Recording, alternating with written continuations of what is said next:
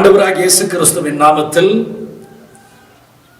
கிறிஸ்துவனுடைய உயிர்த்தெழுதலை உலகம் முழுவதும் கொண்டாடுகிறது போல இன்றைக்கு நீங்களும் நானும் இந்த தொலைக்காட்சியின் வழியாக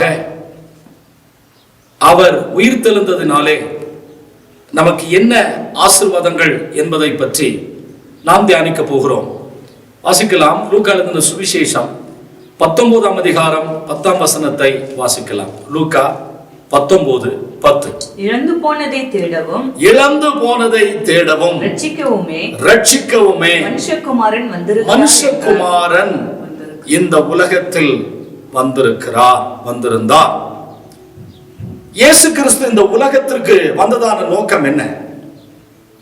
நம்முடைய பாவங்களை மன்னிக்கிறது மாத்திரமல்ல, நம்மை ரட்சிக்கிறது மாத்திரமல்ல, நம்மை உன்னதத்தில் சேர்க்கிறது மாத்திரமல்ல, நம்மை போல கோடிக்கணக்கான மக்கள் இந்த உலகத்தில் ஆண்டவரை விட்டு தூரம் போய்விட்டார்கள். நிறைய கிறிஸ்தவர்கள் கூட ஆவியிலே ஆரம்பம் பண்ணி மாம்சத்திலே முடிவை பெற்றிருக்கிறார்கள்.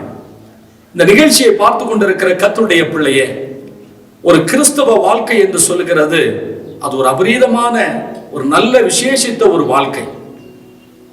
தேவனுடைய அன்பை விட்டு நம்மை பிரிப்பவன் யார் என்று அப்போஸ்தலனாகிய பவுல் ரோமருக்கு எழுதின நிருபத்திலே நமக்கு சொல்லுகிறதை பார்க்கலாம். ஏன் நாம் ஆண்டவரை விட்டு தூரம் போக வேண்டும்? ஆண்டவர் நம்மை தேடி தேடி வந்து கொண்டே இருக்கிறார். இன்றைக்கு கிறிஸ்துமஸ், இன்றைக்கு உயிர்த்தெழுதல், இன்றைக்கு கிறிஸ்தவ பண்டிகைகள் எல்லாம் எதனுடைய மையப்பொருளாக இருக்கிறது என்று சொன்னால், குறிப்பாக இயேசு கிறிஸ்துவினுடைய உயிர்த்தெழுதல் என்பது ஒரு தேடல். என்ன தேடல்? இழந்து போனதை தேடவும் ரட்சிக்கவுமே மனுஷகுமாரன் வந்தார். 1 தீமோத்தேயு 1:15 வாசிக்க கேட்கலாம். நம்முடைய கர்த்தரின் கிருபை கிறிஸ்து இயேசுவின் மேலுள்ள விசுவாசத்தோடும் அன்போடும் கூட என்னிடத்தில் பரிபூரணமாய் பெருகிற்று பாவிகளை ரட்சிக்க கிறிஸ்து இயேசு உலகத்தில் வந்தார். இந்த உலகத்தில் வந்தார் பாவிகளை ரட்சிக்க, நீதிமான்களை அல்ல, பாவிகளையே ரட்சிக்கிறதற்காக இயேசு கிறிஸ்து இந்த உலகத்திற்கு அவர் வந்தார். உலகம் முழுவதும் கிறிஸ்துவனுடைய பாடு மரணத்தை தியானித்துக் கொண்டு வருகிறதை நாம் அறிவோம். ஞாயிற்றுக்கிழமை நாள் அவருடைய உயிர்த்தெழுதல் என்று உலகம் முழுவதும் உள்ள கிறிஸ்தவர்கள் நம்பி அது ஒரு பெரிய கொண்டாட்டமாக செலிப்ரேட் பண்ணுகிறதை நாம் பார்க்கலாம். ஆனால் இயேசு கிறிஸ்துவனுடைய உயிர்த்தெழுதல் என்பது ஒரு தேடல் என்பதை நாம் மனதில் கொள்ள வேண்டும். எதை தேட வேண்டும்? என்ன தேட வேண்டும்? அவர் என்ன செய்தார்? பாவிகளை ரட்சிக்க கிறிஸ்து இயேசு இந்த உலகத்திற்கு வந்தார். வாசிங்க. யோவான் எழுதின சுவிசேஷம் 1ஆம் அதிகாரம் 29ஆம் வசனம். மறுநாளிலே இயேசுவை தன்னிடத்தில் வரக்கண்டு, இயேசு கிறிஸ்துவை தன்னிடத்திலே வரக்கண்டு, இதோ உலகத்தின் பாவத்தை சுமந்து தீர்க்கிற தேவ ஆட்டுக்குட்டி. அவர் தேவ ஆட்டுக்குட்டியாக, பஸ்கா ஆட்டுக்குட்டியாக நமக்காக மரித்து அவர் 3ஆம் நாள் உயிர்த்தெழுந்த கிறிஸ்துவாக, உயிர்த்தெழுந்த கிறிஸ்து இன்றைக்கும் ஜீவனோடு இருக்கிறார். அவருடைய கல்லறை காலியாகத்தான் இருக்கிறது. ஆகவே கிறிஸ்துவர்களாகிய நீங்களும் நானும் இந்த உயிர்த்தெழுதலை நாம் எப்படி கொண்டாட போகிறோம்? இதை எப்படி நாம் சம்பாதித்திருக்கிறோம்? இது சாதாரண சம்பாதனை அல்ல. அந்த சிலுவையில அவர் நமக்கு கொடுத்த ஒரு மாபெரும் விளைவு, ஒரு மாபெரும் விலை கிரயம் தான் இன்றைக்கு உயிர்த்தெழுதலை நாம் கொண்டாடி கொண்டிருக்கிறோம். ஆனால் அதிலே நாம் மகிழ்ந்திருக்க வேண்டும், உண்மைதான். நல்ல உணவு, நல்ல உடைமைகள்.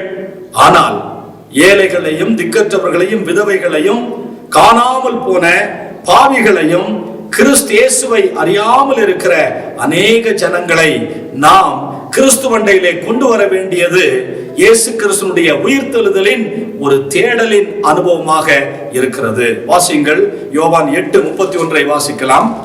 இயேசு தம்மை விசுவாசித்த யூதர்களை நோக்கி நீங்கள் என் உபதேசத்தில்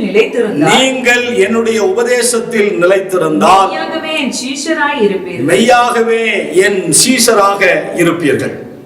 காணாமல் போனவர்களை இயேசு கிறிஸ்துவினுடைய அன்பின் நிமித்தமாக, அவருடைய உபதேசத்தின் நிமித்தமாக, அவருடைய உபதேசத்தில் நிலைத்திருக்க செய்தால் நாம் மெய்யான சீஷர்களாக இருப்போம். இயேசு கிறிஸ்து, நீங்கள் புறப்பட்டு போய் சகல ஜாதிகளையும் சீஷராக்கி பிதா குமாரன் பரிசுத்தாவின் நாமத்தினாலே அவர்களுக்கு ஞானஸ்நானம் கொடுங்கள் என்று சொன்னார். ஒருவருக்கு சுவிசேஷத்தை சொல்லுகிறது மாத்திரமல்ல, அவர்களை சீஷர்களாக மாற்ற வேண்டியது நம்மேல் விழுந்த கடமையாக இருக்கிறது. பரிசுத்த வேதாகமத்தில் நிறைய உவமைகள் இருக்கிறது. அதுல 2 உவமைகள், ஒன்று காணாமல் போன ஆடு, மற்றொன்று காணாமல் போன வெள்ளிப்பணம். இஸ்ரவேல் வீட்டார் ஆண்டவரை விட்டு தூரம் போனார்கள், காணாமல் போய்விட்டார்கள். அப்படி காணாமல் போன அவர்களை தேடி கண்டுபிடித்து அவர்களுக்காக ரட்சிப்பை கொடுக்க வந்தார். ஆனால் அவர்களோ அந்த ரட்சிப்பை புறக்கணித்து விட்டார்கள். ரட்சிப்பு யூதர்கள் வழியாக வருகிறது என்று நாம் வேதத்திலே வாசிக்கிறோம். ஆகவே இன்றைக்கு இந்த உலக சமுதாயம் ஒன்றான மெய் தெய்வத்தை அறிகிற அறிவை விட்டுவிட்டு தன்னுடைய மனமும் மாமிசமும் விரும்புகிற அந்த பாதையிலே ஓடிக்கொண்டிருக்கிறார்கள். அவர்களுக்கு ஒரு ஜீவனுள்ள மார்க்கம் காண்பிக்கப்பட வேண்டும். அது நம்மால் மாத்திரமே முடியும். வாசிங்கள், 119 சங்கீதம் 176 வாசிக்கலாம். காணாமல் போன ஆட்டை போல வழி தப்பி போனேன், உமது அடியேனை தேடுவீராக, உமது கற்பனைகளை நான் மறவேன். காணாமல் போன ஆட்டை போல வழி தப்பி போனேன், உமது அடியேனை தேடுவீராக. இந்த ஓமைகள் எல்லாம் யாரை பற்றி சொல்லுகிறது? ஆண்டவரை விட்டு தூரம் போனவர்கள், ஆண்டவரை மறந்து விட்டவர்கள், ஆண்டவரை விட்டு பின்வாங்கி போனவர்கள், ஆண்டவரை கேள்விப்படாமலே இருக்கிறவர்கள். அப்படிப்பட்ட காணாமல் போன ஆடுகளை, காணாமல் போன வெள்ளிக்காசை தேடி கண்டுபிடித்தால் பரலோக ராஜ்யத்திலே தேவதூதருக்கு முன்பாக மிகுந்த சந்தோஷம் உண்டாயிருக்கும் என்று வேதத்திலே வாசிக்கிறோம். 2வது, உயிர்த்தெழுதல் என்பது எதை காண்பிக்கிறது? அவருடைய வல்லமையை தேடுவது. அவருடைய வல்லமை ரொம்ப ரொம்ப முக்கியம். வாசிங்க, மார்க் 5:35. மார்க் எழுதின சுவிசேஷம் 5:35. அவர் இப்படி பேசிக் கொண்டு இருக்கையில் ஜெப ஆலய தலைவனுடைய வீட்டில் இருந்து சிலர் வந்து, உம்முடைய குமாரத்தி மரித்து போனால் இனி ஏன் போதகரை வருத்தப்படுத்துகிறீர் என்றார்கள். அங்க யவீருடைய குமாரத்தி மரித்து போகிறார். அப்படி மரித்து போன அந்த குமாரத்தியை ஆண்டவர் சுகமாக்குவேன் என்று சொல்லி யவீருக்கு வாக்கு கொடுத்தார். ஆனால் பெரும்பாடுள்ள ஸ்திரியை அவளுடைய உதிரப்போக்கு நிமித்தமாக காலதாமதத்திற்கு பிறகு, அவளை சுகமாக்கின பிறகு யவீருடைய வீட்டிற்கு வருகிறதற்கு அவர் ஆயத்தப்படுகிற போது யவீருடைய குமாரத்தி மரித்து போகிறார். ஆனால் மரித்தோரிலிருந்து உயிரோடு எழும்ப பண்ணினதான பிதாவாகிய தேவனுடைய ஆவியானவர் அவருடைய வல்லமையின்படி நாயினூர் விதவை மகனை உயிரோடு எழுப்பினது போல மரித்து போன யவீருடைய குமாரத்தியையும் அவருடைய வல்லமை கொண்டு உயிரோடு எழுப்பினார். பரிசுத்த வேதாகமத்தில் ஆண்டவராகிய இயேசு கிறிஸ்து சுவிசேஷ புஸ்தகங்களில் 3 இடங்களிலே 3 பேரை உயிரோடு எழுப்பினதாக வேதத்திலே வாசிக்கிறோம். ஒன்று நாயினூர் விதவையினுடைய மகன், மற்றொன்று யவீருடைய குமாரத்தி, 3வது லாசரு. ஒருவேளை நிறைய பேரை உயிரோடு எழுப்பி இருக்கலாம். ஆனால் சொல்லப்பட்டிருக்கிற சம்பவங்கள் 3 தான் சுவிசேஷ புஸ்தகத்துல. யவீருடைய குமாரத்தியை ஆண்டவர் உயிரோடு எழுப்பி கொடுத்தார். என்ன காரணம்? அவருடைய உயிர்த்தெழுதலிலே ஒரு வல்லமை இருக்கிறது. இயேசு கிறிஸ்துவினுடைய உயிர்த்தெழுதலிலே அவருடைய வல்லமையை தேடுவது. மூன்றாவதாக, உயிர்த்தெழுதல் என்பது நம்முடைய விசுவாசத்திற்கான ஒரு தேடல். 1 கொரிந்தியர் 15ஆம் அதிகாரம் 3-4 வசனத்தை வாசிக்க கேட்கலாம். நான் அடைந்ததும் உங்களுக்கு பிரதானமாக ஒப்புவித்ததும் என்னவென்றால், கிறிஸ்துவானவர் வேத வாக்கியங்களின்படி நமது பாவங்களுக்காக மரித்து, நம்முடைய பாவங்களுக்காக மரித்து அடக்கம் பண்ணப்பட்டு வேத வாக்கியங்களின்படி 3ஆம் நாளில் உயிர்த்தெழுந்து கேபாவுக்கும் பன்னிருவருக்கும் தரிசனமானார். உயிர்த்தெழுதல் என்பது நம்முடைய விசுவாசத்திற்கான ஒரு தேடல். நாம் இங்கே பார்க்கலாம், நான் அடைந்ததும் உங்களுக்கு பிரதானமாய் ஒப்புவித்ததும் என்னவென்றால், கிறிஸ்துவானவர் வேத வாக்கியங்களின்படி நமது பாவங்களுக்காக மரித்து, நமது பாவங்களுக்காக அடக்கம் பண்ணப்பட்டு, வேத வாக்கியங்களின்படி 3ஆம் நாளில் உயிர்த்தெழுந்தார். எல்லாமே வேத வசனத்தின் அடிப்படையிலே நடந்து இருக்கிறதை பார்க்கலாம். அருமையானவர்களே, கிரேக்கர்களுக்கு ஒரு பழக்கம் இருக்கிறது. அவருடைய நம்பிக்கை என்னன்னா, ஒரு மனிதன் மரித்தவுடன் அவனுடைய இரத்தத்தை பூமி உரிந்து கொள்ளும், பின்பு அவனுக்கு உயிர்த்தெழுதல் கிடையாது என்று அவர்கள் நம்பினார்கள். செத்து போன ஒரு மனிதனுடைய இரத்தத்தை அப்படியே பூமியானது உள்வாங்கிக் கொள்ளும். அவனுடைய இரத்தம் பூமி உள்வாங்கின பிறகு அவனுக்கு உயிர்த்தெழுதல் இருக்காது என்று அவர்கள் எண்ணிக்கொண்டிருந்தார்கள். அதே போல இது கிரேக்கர்களுடைய விசுவாசம் என்றாலும் கூட, இன்னும் நம்மை சுற்றிலும் நடந்து கொண்டிருக்கிற உலக சம்பவங்களை கவனித்து பார்ப்பீர்களானால், சீன பேரரசன் அவன் மரிக்கும் போது 100 பலம் வாய்ந்த வீரர்களையும் 100 பலம் வாய்ந்த குதிரைகளையும் தன்னுடைய கல்லறையை சுற்றி உயிரோடு புதைக்க கட்டளையிட்டான். சீனர்களுக்கு அப்படி ஒரு பழக்கம் இருந்திருக்கு பாருங்க. ஏன்னா அவனை மரணம் எதுவும் செஞ்சிடக்கூடாது, அவன் மரிச்சாலும் பிழைத்துக் கொள்வான்.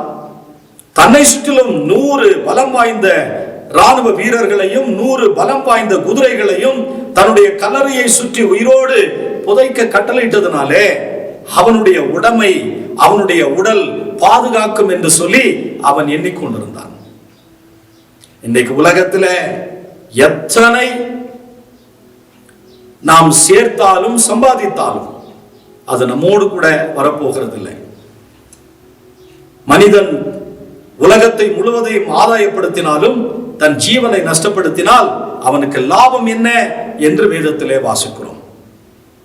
நான்காவதாக, அவருடைய உயிர்த்தெழுதல் நம்முடைய கிறிஸ்தவ சாட்சிக்குரிய ஒரு தேடல். நாம சாட்சியாக வாழ்ந்து கொண்டிருக்கிறோம். அப்போஸ்தலர் நடபடிகள் 1ஆம் அதிகாரம் 8ஆம் வசனத்தை வாசித்து பாருங்கள். பரிசுத்த ஆவி உங்களிடத்தில் வரும்போது நீங்கள் பலனடைந்து எருசலேமில், யூதேயாவில், சமாரியாவில், பூமியின் கடைசி பரியந்தம் எனக்கு சாட்சிகளாக இருப்பீர்கள். கிறிஸ்தவ சாட்சிக்குரிய ஒரு தேடலாக அவருடைய உயிர்த்தெழுதல் இருக்கிறது. நாம் எந்த அளவுக்கு தேவனுக்கு சாட்சி கொடுக்கிறோம். நிறைய பேர் ஜெபங்களிலே விடுதலை பெற்ற பிறகு அவர்கள் சொல்லக்கூடிய காரியம் என்ன தெரியுங்களா? எனக்கு இது சரியாயிடுச்சுன்னா நான் சாட்சி சொல்வேன். சாட்சி சொல்வது ஒரு பெரிய விஷயம் அல்ல, ஆனால் மரண பரியந்தம் சாட்சியா இருக்கும். ஆண்டவருக்காக சீஷர்கள் அத்தனை பேரும் யோவானை தவிர இரத்த சாட்சிகளாக மரித்தார்கள். ஏன்? ஸ்தேவான் கூட ஆண்டவருடைய அன்பின் நிமித்தமாக அவரை பெற்றுக்கொண்ட சத்தியத்திற்காக இரத்த சாட்சியாக மரித்தான். நம்முடைய கிறிஸ்துவையும் கூட அப்படித்தான் இரத்த சாட்சியாக கொன்றார்கள். என கேட்கிற கர்த்தருடைய பிள்ளைகளே, வாழுகிற ஒரே ஒரு வாழ்க்கை ஆண்டவருக்காக வாழ்கிறதுல நமக்கு ஒரு பெரிய சந்தோஷம். இயேசு கிறிஸ்துவுக்காக வாழ்கிறது தோல்வின்னு யாராவது நினைச்சீங்கன்னா, இயேசு கிறிஸ்துவுக்காக வாழ்கிறது ஒரு பொய்ன்னு நினைச்சீங்கன்னா, இயேசு கிறிஸ்துவுக்காக வாழ்கிறது ஒரு தற்காலிகம் என்று எண்ணுவீர்களானால் நாம் பரிதவிக்கப்படத்தக்கவர்களாக இருப்போம். எம்மைக்குரியவைகளின் மேல், பூமிக்குரியவைகளின் மேல் நாட்டம் கொண்டு உலக கவர்ச்சி, சிற்றின்பம், சினிமா, அரசியல், குறுக்கு வழியிலே சம்பாதிப்பது, பிறருடையதை அபகரித்துக் கொள்வது, வஞ்சித்துக் கொள்வது, இவைகள் எல்லாமே நிரந்தரமே கிடையாது. ஒரு பாடல் ஒன்று இருக்கிறது, காண்கின்ற உலகம் தேடவில்லை, காணாத பரலோகத்தை நாடுகிறோம். இந்த உலகத்தில் உண்டாயிருக்கிற இச்சைகள் எல்லாம் பிதாவினால் உண்டானதல்ல, அது பிசாசினால் உண்டாயிருக்கிறது. ஆகவே என கேட்கிற கர்த்தருடைய பிள்ளைகளே, நம்முடைய விசுவாசத்திற்கான ஒரு தேடல் இருக்கிறதா? நாம் அவரை விசுவாசமாக உள்ளத்தினாலத்திலிருந்து பின்பற்றுகிறோமா? நம்முடைய சாட்சிக்குரிய ஒரு தேடலை நாம் உடையவர்களாக இருக்கிறோமா? ஐந்தாவதாக எபேசியர் 2ஆம் அதிகாரம் 7ஆம் வசனம், கொலோசியர் 3:1 நாம வாசிக்கும் போது அவருடைய உயிர்த்தெழுதல் உன்னதங்களில் ஒரு ஆவிக்குரிய தேடலாக இருக்கிறது. அவருடைய உயிர்த்தெழுதல் உன்னதங்களில் ஒரு ஆவிக்குரிய தேடலாக இருக்கிறது. அந்த உன்னத ஆவிக்குரிய ஆசீர்வாதங்களினாலே கர்த்தர் நம்மை நிரப்புகிறதற்கு அவர் போதுமானவராக இருக்கிறார். ஆகவே அவருடைய உயிர்த்தெழுதல் என்பது எவ்வளவு விசேஷித்தமானது, எவ்வளவு முக்கியமானது அருமையானவர்களே.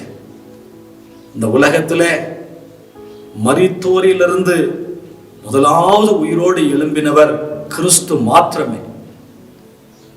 மரிக்காதிருக்கிற 2 சாட்சிகளை பற்றி நம்ம பார்க்கலாம். ஒன்று ஏனோக்கு, மற்றொன்று எலியா. இவங்க 2 பேர் தான் மரணத்தை காணாமல் எடுத்துக்கொள்ளப்பட்டார்கள். மற்றபடி தாயின் வயிற்றிலே பிறந்த அத்தனை பேருமே இந்த உலகத்தினூடே, இந்த மரணத்தினூடே கடந்து போய்த்தான் ஆக வேண்டும். ஆனால் அவர்களுக்கெல்லாம் இயற்கையான மரணம், சடுதியிலே மரணம், வியாதியிலே மரணம், விபத்திலே மரணம், நோய்வாய்ப்பட்டு மரணம். ஆனால் கிறிஸ்து மரித்தது மாத்திரமே பாவிகளுக்காக மரித்தார். அவர் நீதிமான், அவர் பரிசுத்தவான், அவர் பாவத்தை பார்க்காத சுத்த கண்ணர். அப்படி இருந்தும் நம்மீது அன்பு வைத்து அவர் நமக்காக மரித்ததினாலே மரித்து 3ஆம் நாள் அவர் உயிரோடு எழுந்திருந்தார். 40 முறை 40 நாள் அளவும் தம்முடைய சீஷர்களுக்கு அவர் தரிசனமானார். இன்றைக்கும் அவர் உயிரோடு இருக்கிறார். ஆகவே அவருடைய உயிர்த்தெழுதல் உன்னதங்களிலே நமக்கு ஒரு ஆவிக்குரிய தேடலை காண்பித்துக் கொடுக்கிறது. வாசிங்க கொலோசியர் 3ஆம் அதிகாரம் 1ஆம் வசனம், கொலோசியர் 3:1 வாசிக்க கேட்கலாமா? நீங்கள் கிறிஸ்துவுடனே கூட எழுந்ததுண்டானால் கிறிஸ்து தேவனுடைய வலது பாரிசத்தில் வீற்றிருக்கிற இடத்தில் இருக்கிற மேலானவைகளை நாம் தேட வேண்டும். உன்னதங்களிலே நாம் தேட வேண்டும். ஒரு பாடல் ஒன்று இருக்கிறது, கண்மலை மீது கால்கள் நிறுத்தினீர், உன்னதங்களில் உட்கார செய்தீர், உலையான சேற்றில் வாழ்ந்த என்னை தூக்கினீர் என்று ஒரு பாடல் இருக்கிறது. என கேட்கிற அருமையானவர்களே, கடைசியாக அவருடைய உயிர்த்தெழுதல் என்பது ஒரு அடையாளத்திற்கான ஒரு தேடல். 1 யோவான் 1:1 வாசிக்கலாம். மார்க்கு 16:4 வாசிக்கும் போது இயேசுவின் உயிர்த்தெழுதலுக்கு சீஷர்கள் அடையாளமாக காணப்பட்டார்கள். வாசிங்க 1 யோவான் 1:1. ஆதி முதல் இருந்ததும் நாங்கள் கேட்டதும் எங்கள் கண்களினாலே கண்டதும் நாங்கள் நோக்கி பார்த்ததும் எங்கள் கைகளினாலே தொட்டதுமாய் இருக்கிற ஜீவ வார்த்தையை குறித்து உங்களுக்கு அறிவிக்கிறோம். இயேசு கிறிஸ்துவினுடைய உயிர்த்தெழுதலுக்கு சீஷர்கள் ஒரு அடையாளமாக காணப்பட்டார்கள். சாதாரண அடையாளம் அல்ல, பலமான அடையாளமாக காணப்பட்டார்கள். அவருடைய திறந்த கல்லறை ஒரு அடையாளமாக காணப்பட்டது. வாசிங்க மார்க்கு 16:4, 5, 6 வசனங்கள் வாசிக்கலாம். மார்க்கு 16:4, 5, 6. அந்த கல் மிகவும் பெரிதாய் இருந்தது. ஏறிட்டு பார்க்கிற போது அது தள்ளப்பட்டிருக்க கண்டார்கள். அவர்கள் கல்லறைக்குள்ளே பிரவேசித்தபோது வெள்ளை அங்கி தரித்த வலது பக்கத்தில் உட்கார்ந்திருந்த ஒரு வாலிபனை கண்டு பயந்தார்கள். ஒரு தேவதூதனை கண்டு அவர்கள் பயந்தார்கள். வாசிங்க. அவன் அவர்களை நோக்கி பயப்படாதிருங்கள், சிலுவையில் அறையப்பட்ட நசரேயனாகிய இயேசு கிறிஸ்துவை தேடுகிறீர்கள். அவர் உயிர்த்தெழுந்தார். அவர் இங்கே இல்லை. இதோ அவரை வைத்த இடம் காலியாக இருக்கிறது. திறந்த கல்லறை ஒரு அடையாளம். இயேசு கிறிஸ்து மரித்தார், புதிய கல்லறையிலே வைக்கப்பட்டார். 3ஆம் நாள் அவர் உயிரோடு எழுந்தார். அவரை யாருமே அடக்கி வைக்க முடியவில்லை. மரணத்தை ஜெயமாக விழுங்கினார். பரிகரிக்கக்கூடிய கடைசி சத்துரு மரணம் என்று சொல்லப்பட்டிருக்கிறது. அந்த மரணத்தை தம்முடைய மரணத்தினால், தம்முடைய சரீரத்தினால் அவர் ஜெயித்தார். ஆகவே கிறிஸ்தவர்களுடைய கல்லறை அப்படித்தான் இருக்கும். கிறிஸ்துவின் கல்லறை காலியாக இருக்கிறது போல கிறிஸ்தவர்களின் கல்லறையும் நம்பிக்கைக்காக காத்திருக்கிறது, உயிர்த்தெழுதலுக்காக காத்திருக்கிறது. 2ஆம் வானத்திலே மத்திய ஆகாயத்திலே கிறிஸ்து வரும்போது கிறிஸ்துவுக்குள்ளாக மரித்தவர்கள் முதலாவது உயிரோடு எழுந்திருப்பார்கள் என்று வேதத்திலே நாம் வாசிக்கிறோம். அல்லேலூயா. 1885ஆம் வருஷத்திலே இயேசு கிறிஸ்துவினுடைய கல்லறையை ஜெனரல் கிதியோன் என்பவர் கண்டுபிடித்தார். அந்த கிதியோன் என்கிற தேவ மனிதர் 1885இல் இயேசு கிறிஸ்துவினுடைய கல்லறையை அவர் கண்டுபிடித்த போது கிட்டத்தட்ட அது 20 அடிக்கு உயரத்திற்கு உயரமான கல்லறையாக காணப்பட்டது. கற்களினாலும் மண்ணினாலும் குப்பைகளினாலும் அந்த 20 அடிக்கு உயரத்திற்கு ஏதுவான கல்லறை மூடியிருந்தது.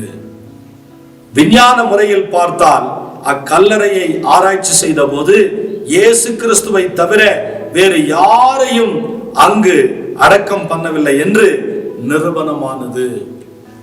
இவைகளெல்லாம் நமக்கு அடையாளம். ஆகவே இன்று நீங்களும் நானும் ஆண்டவருக்கு அற்புதங்களாக, அடையாளங்களாக இருக்கிறோம். ஆகவே இயேசு கிறிஸ்துவினுடைய உயிர்த்தெழுதல் என்பது 6 விதமான ஆசீர்வாதங்களை நமக்கு கொண்டு வருகிறது.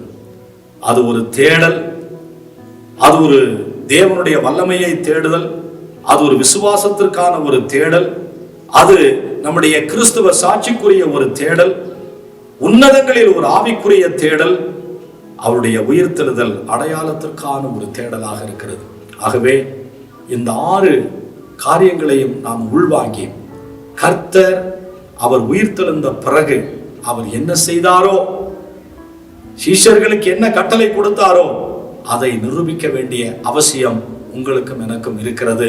ஆகவே இந்த கிறிஸ்துவனுடைய உயிர்த்தெழுதல் என்பது சாதாரணமாக எண்ணிக்கொள்ள வேண்டாம், வழக்கம் போல வருகிற ஒன்று என்று எண்ணிக்கொள்ள வேண்டாம். இன்றைக்காகிலும் இந்த உயிர்த்தெழுதலின் நாளை கொண்டு ஒரு டிரான்ஸ்பார்மேஷனை, ஒரு மறுரூபத்தை, ஒரு வித்தியாசத்தை நாம் இந்த உலகத்திற்கு கொண்டு வர கர்த்தர் நமக்கு உதவி செய்வாராக. God bless you. கர்த்தர் உங்களை ஆசீர்வதிப்பார். கண்களை மூடி ஜெபிக்கலாம். நல்ல தகப்பனே, இந்த நல்ல வேலைக்காக ஸ்தோத்திரம்.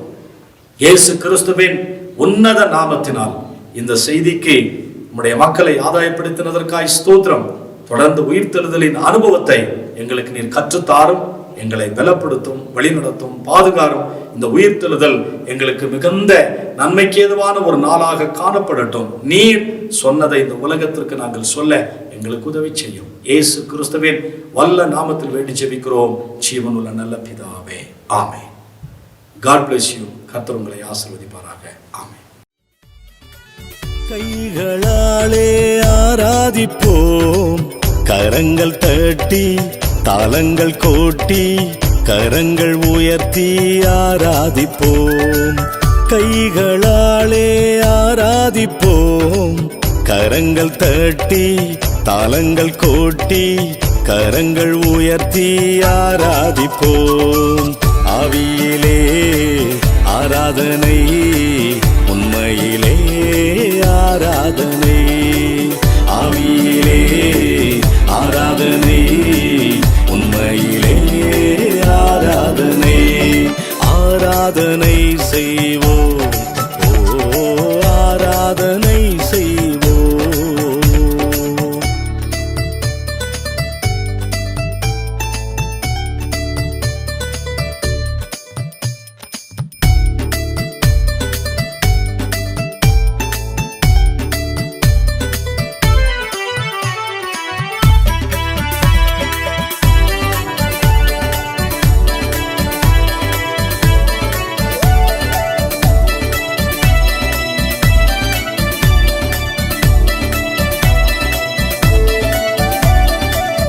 சரீரத்தாலே ஆராதிப்போம். ஆராதிக்க வாருங்கள், ஆசிர்வாதத்தை பெற்று திரும்புங்கள். பரிசுத்த ஆவியோடும் உண்மையோடும் நமது தேவாதி தேவனை ஆராதிக்க, பரலோக பிரசன்னத்தை உணர, ஆவிக்குரிய வாழ்க்கையில் வளர, இன்னும் சிறந்து விளங்க, மெய்யான சத்தியத்தை கண்டுகொள்ள, தேவ சித்தத்தை அறிந்து கொள்ள, இந்த உலகத்தில் வெற்றியுள்ள வாழ்க்கை வாழ ஆராதிப்போம் வாருங்கள். நீங்கள் தொடர்பு கொள்ள வேண்டிய முகவரி: Ooty New Life Church, 2B Teresa View, Finger Post, Ooty. Cell 9430176445, 9361240636. உங்கள் வாழ்க்கையில் தீராத வியாதியா, கடன் தொல்லையா, தோல்வி நிறைந்த வாழ்க்கையா, தீய வல்லமைகளின் போராட்டமா? இவை அனைத்திலிருந்தும் மெய்யான விடுதலை பெற ஆசீர்வதிக்கப்பட்ட இயேசுவின் நாமத்தில் உங்களை அன்புடன் அழைக்கிறோம். நீங்கள் தொடர்பு கொள்ள வேண்டிய முகவரி: Ooty New Life Church, 2B Teresa View, Finger Post, Ooty. Cell 9430176445, 9361240636.